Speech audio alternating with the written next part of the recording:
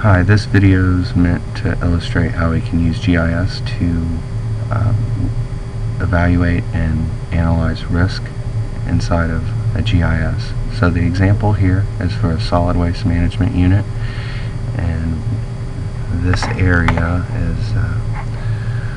is for a site that we have, one of the sites in our portfolio. Here's sort of an oblique view of this site. You can see that we have some bare earth, some vegetated areas, some gravel. There's a little structure right here.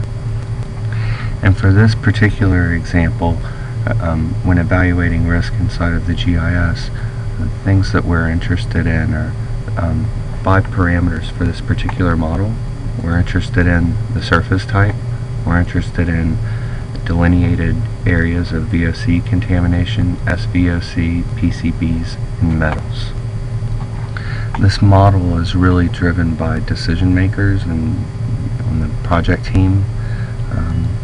Those folks will make appropriate decisions as to weighting factors for this model, and what we're really interested in is the intersection of all of these spatial data to be able to actually qualify statements about risk.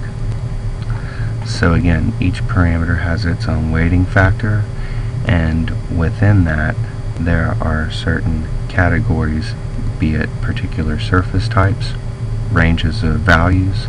Each of these classes, values right here, is assigned its own importance factor, or a sub-weighting factor.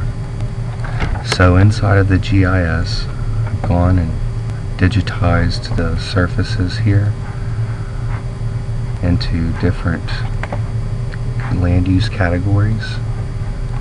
And this is how it breaks down right here. The whole site is about 2.3 acres or so, and here's vegetated area, gravel area, and our bare earth area. So this is the first step for the first parameter, is to delineate the areas by surface type.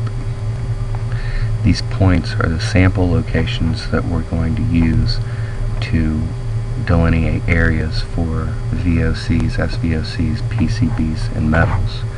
You can see that each one of these sample points has values associated with them, and then the weights that are assigned to there come directly from this table right here.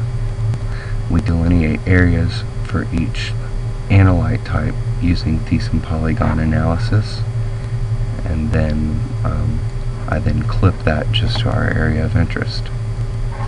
Each one of those parameters are then made into a special data set that allow us to do the prioritization modeling.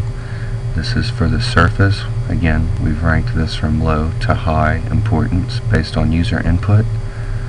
This is our metals, PCBs, SVOCs, and VOCs.